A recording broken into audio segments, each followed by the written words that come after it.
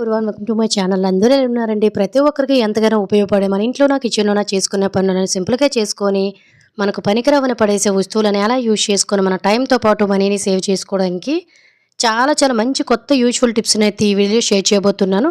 Tips అయితే చాలా ఉపయోగకరంగా ఉంటాయి. మిస్ చేయకుండా ఎండింగ్ వరకు చూడండి. ఇంక ఫస్ట్ టిప్‌నైతే తెలుసుకుందాము. జనరల్‌గా ఈ చలికాలంలో మనకేంటంటే, మనము ఇడ్లీ పిండి గాని, దోస పిండి గాని ఇవన్నీ కూడాను రుబ్బేసిన తర్వాత నైట్ అంతా కూడాను బయట వదిలేస్తూ ఉంటాం కదండీ! ఎందువల్లంటే పొంగుతూ, పులుస్తూ వస్తుందని.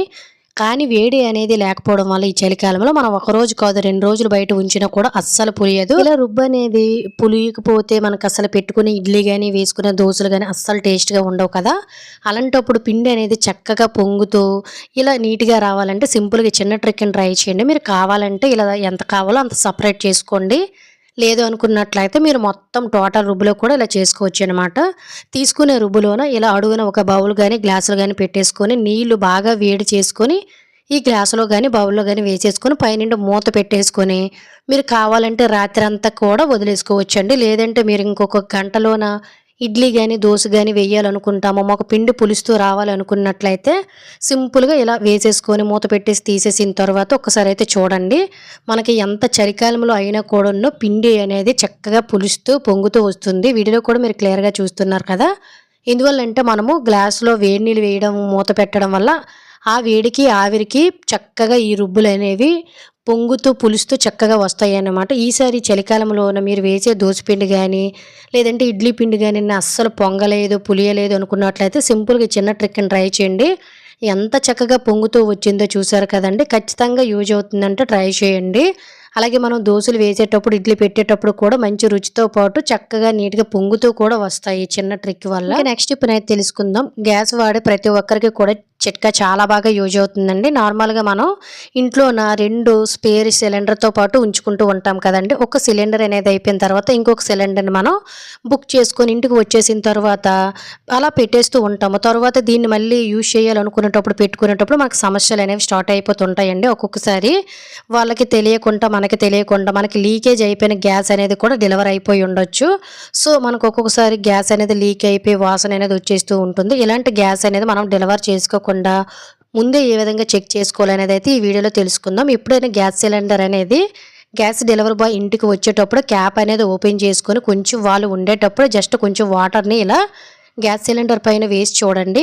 ఎటువంటి చలనం లేకుండా వాటర్ అనేది అదే విధంగా ఉందనుకోండి, ఇది ఎటువంటి సమస్య లేని గ్యాస్ సిలిండర్ అని అర్థం చేసుకోవాలి.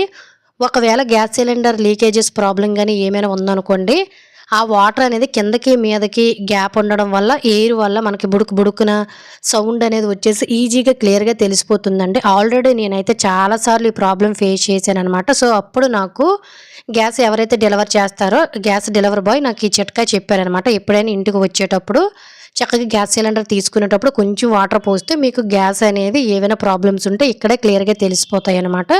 సో, ఒకవేళ మనకి ప్రాబ్లమ్ ఉందనుకోండి మనం రిటర్న్ చేసేయొచ్చు. లేదు అనుకున్నట్లయితే ఈ వాటర్‌ని నార్మల్‌గా బయటకు వంపేసి మూత పెట్టి నెక్స్ట్ టైమ్ ఎటువంటి ప్రాబ్లమ్ లేకుండా వాడుకోవచ్చు. ఖచ్చితంగా ఈసారి గ్యాస్ డెలివరీ అనేది చేసుకునేటప్పుడు చక్కగా ఒకసారి ట్రై చేయండి టిప్‌ని.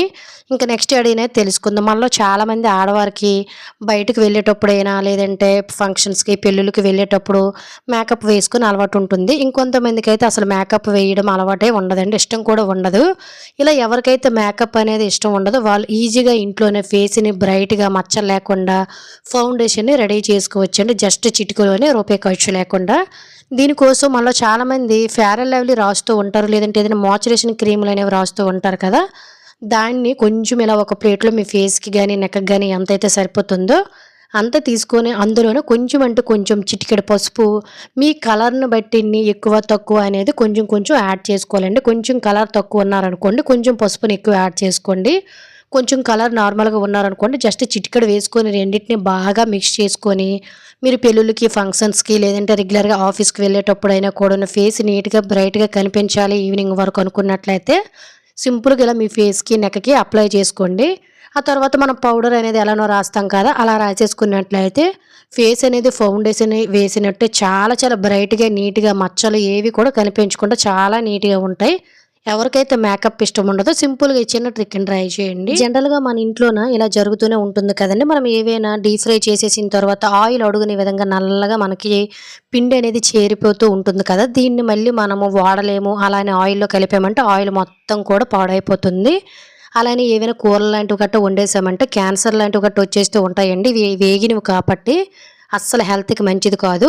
అలాంటప్పుడు ఒక్కొక్కసారి మనం 2, 3 కేజీల్లో కూడా డీప్ ఫ్రై చేసేటప్పుడు ఆయిల్ అనేది పాడైపోకుండా మళ్ళీ మనం ఫ్రెష్‌గా కళాయిలో ఎటువంటి ఆయిల్ అయితే వేసామో అదే విధంగా ఆయిల్ అనేది ప్యూరిఫై చేసుకోవాలంటే సింపుల్‌గా ఈ చిన్న టిప్‌ని ట్రై చేయండి. ఏమీ లేదు, జస్ట్ వీడియోలో చూపిస్తున్న విధంగా పైన ఉండే తేటగా ఉండే ఆయిల్ అంతా కూడాను ముందైతే సపరేట్ చేసుకోండి. ఆ తర్వాత అడుగున మనం ఇలా నల్లగా ఉండేది ఉంటుంది కదండీ ఆయిల్, దాన్ని ఈ విధంగా ఒక టీ స్టెయినర్ కానీ లేదంటే మీ దగ్గర ఎక్కువ ఆయిల్ ఉందనుకోండి కాటన్ క్లాత్‌ని గానీ లేదంటే డిష్‌ని గానీ పెద్ద జాలీలో వేసేసుకొని వీడియోలో చూపిస్తున్న విధంగా ఇలా అడుగున నల్లగా అయిపోయిన ఆయిల్ అంతా కూడా వేసేసుకొని కాటన్‌ని ఇలా డైరెక్ట్‌గా పైనుంచి ఫోల్డింగ్ చేసుకుండా నలుపుదనం అనేది కిందకి వెళ్ళకుండా అలాగే ఆయిల్ అనేది అస్సలు వేస్ట్ అవ్వకుండా ఇలా జస్ట్ మనం వీడియోలో చూపిస్తున్న విధంగా మొత్తం కాటన్‌ని పట్టుకొని పిండేసామంటే ఇలా నల్లగా ఉండేదంతా కూడాను ఆ కాటన్‌లోనే ఉండిపోతుందండి. మీకు ఫ్రెష్‌గా ఉండే ఆయిల్ అంతా కూడాను కిందకి స్ట్రెయిన్ అయిపోతుంది. చూసారు కదండీ, అసలు మనకు ఆయిల్ కూడా ఏమీ వేస్ట్ అవ్వలేదు.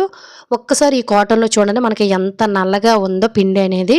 దీన్ని మనం అస్సలు తినలేము. అలానే మళ్ళీ మిగతా ఆయిల్‌లో కలిపేసామంటే ఆయిల్ మొత్తం ఖరాబ్ అయిపోతుందండి. ఇలా మనం ఎన్ని కేజీల ఆయిల్ అయినా కూడాను చాలా సింపుల్‌గా ఈ చిన్న ట్రిక్ తోటి ఈజీగా సెపరేట్ చేసుకొని ఆయిల్‌ని చాలా బాగా వాడుకోవచ్చనమాట. చూసారు కదా, అసలు డీప్ ఫ్రై చేసిన ఆయిల్ లాగే లేదు. ఖచ్చితంగా రెగ్యులర్‌గా యూజ్ అయ్యే ట్రిక్కే కాబట్టి ట్రై చేయండి. ఇంకా నెక్స్ట్ ఐడియా అనేది తెలుసుకుందాము. ఈ చిట్కా కూడా మనకి రెగ్యులర్‌గా ఇంట్లో చాలా బాగా యూజ్ అవుతుంది. మనం ప్రతిరోజు ఇంటిని క్లీన్ చేస్తూనే ఉంటాం కదండీ చీపురుతో శుభ్రంగా ఉండడం కోసం 1, 2 సార్లు. బట్ చీపురులోనే మనకి తెలియకుండానే చాలా ఎక్కువ మురికి, డస్ట్ అలాగే బ్యాక్టీరియా లాంటిది ఉండిపోతూ ఉంటుందండి. చీపురుని మాత్రం మనం అస్సలు వాష్ చేయం కదా. సో చీపురు కూడా ఒక్కొక్కసారి మొక్క పుల్లలు ఇరిగిపోవడం, డస్ట్ వల్ల ఒక్కోసారి స్మెల్ వచ్చేయడం, ఇలా చీపురు కూడా 1, 2 నెలలకే మనకి పాడైపోతూ ఉంటుంది కదా. చీపురు అనేది సంవత్సరం నుంచి 2 సంవత్సరాలైనా కూడా పాడైపోకుండా ఎప్పుడు కూడా ఇదే విధంగా ఉండాలంటే సింపుల్‌గా చిన్న ట్రిక్‌ని అయితే ట్రై చేయండి. ఒక్కొక్కసారి మనం తుడిచేటప్పుడు కూడా పుల్లలు ఊడిపోతూ చాలా త్వరగా చీపురు పాడైపోతూ ఉంటుంది కదా. అలాంటప్పుడు మనము నెలకొకసారి కానీ 2 నెలలకు ఒకసారి కానీ చీపురుని వాష్ చేసుకోవాల్సి ఉంటుందండి. ఎందువల్లంటే కంటికి కనిపించిన బ్యాక్టీరియా అనేది మనం రెగ్యులర్‌గా ఇల్లు తుడుస్తూ ఉంటాం కాబట్టి ఆ మురికంతా కూడా చీపురులోకి వెళ్ళిపోతుంది. సో మనం చీపురు శుభ్రంగానే ఉందని అనుకుంటాం కానీ చాలా బ్యాక్టీరియా అయితే ఉంటుంది.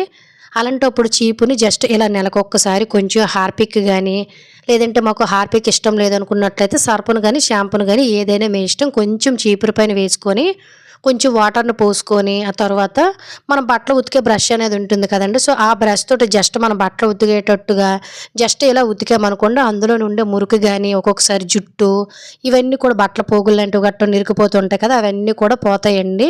అలాగే డస్ట్ కూడా ఏదైనా ఉన్నా కూడా పోతుంది. చీపురు పుల్లలు మధ్య మధ్యలోను కూడాను ఉండిపోయి తుడిచేటప్పుడు చాలా ఇబ్బంది పెడుతూ ఉంటాయి కదా, అవి కూడా మనకి చక్కగా ఊడొచ్చేస్తాయి అన్నమాట. చాలామంది చీపురుని తడిపితే చీపురు చాలా త్వరగా పాడైపోతుంది అనుకుంటారు కానీ అటువంటిది ఏమీ ఉండదండి. చీపురుని మాత్రం జస్ట్ మనం ఇలా నెలకొకసారి క్లీన్ చేసుకున్నట్లయితే చూసారు కదా ఎంత మురికి వస్తుందో. నేను ఖచ్చితంగా నెలకొకసారైనా 2 నెలలకు ఒకసారైనా కూడాను చీపురుని జస్ట్ ఇలా నీట్‌గా వాష్ చేసేస్తానండి. ఆ తర్వాత మళ్ళీ చేతితో ఒకసారి చీపురులో నుండి వాటర్ అంతా కూడాను కిందకి పోయేటట్టుగా ఇలా నీట్‌గా పిండేసుకొని దీన్ని తీసుకొని వెళ్ళి జస్ట్ మనము ఎండలోని 1 గంట, 2 గంటలు పెట్టేసామనుకోండి మళ్ళీ మనం ఈవినింగ్ ఇల్లు తుడుచుకున్న టైంకి చీపురు రెడీ అయిపోతుందండి. ఇలా చీపురుని గనక మనము ప్రతి నెల ఒకసారి క్లీన్ చేసుకోవడం వల్ల ఇల్లు అంతా క్లీన్ చేసుకునేటప్పుడు నీట్‌గా ఉంటుంది. చీపురు మన్నిక ఉంటుంది. చీపురు పుల్లలు ఇరిగిపోకుండా చీపురులోని ఎటువంటి బ్యాక్టీరియా అనేది ఫామ్ అవ్వకుండా చీపురు ఎన్ని సంవత్సరాలైనా కూడా మీకు అదే విధంగా ఉంటుంది. ఖచ్చితంగా ఒక్కసారి చీపురుని ఇలా ట్రై చేసి చూడండి. చాలా బండికి కూడా వస్తుంది. సో చీపురు పూర్తిగా ఇలా ఆరిపోయిన తర్వాత చూపిస్తున్నాను చూడండి ఎంత నీట్‌గా ఉందో. చీపురు అస్సలు పాడవదు. ఎక్స్ట్రా పుల్లలు ఇరిగిపోతాయండి. చాలా శుభ్రంగా కూడా ఉంటుంది మనం క్లీన్ చేసుకునేటప్పుడు. ఖచ్చితంగా చీపురు ఎక్కువ రోజులు ఎన్ని సంవత్సరాలైనా పాడైపోకుండా ఉండాలంటే ఒక్కసారి ఇలా ట్రై చేయండి. సో ఇది ఫ్రెండ్స్ ఈరోజు వీడియోలో అయితే టిప్స్ అన్నీ కూడా మీకు యూజ్ అయ్యాయి అనుకుంటున్నాను. టిప్స్ కనుక యూజ్ అయినట్లయితే ఒక లైక్ చేసి ఇటువంటి యూజ్ఫుల్ టిప్స్ని మీ ఫ్రెండ్స్ అండ్ ఫ్యామిలీకి షేర్ చేసి ఇటువంటి టిప్స్ కోసం మన ఛానల్ సబ్స్క్రైబ్ చేసుకోండి. Thank you for watching.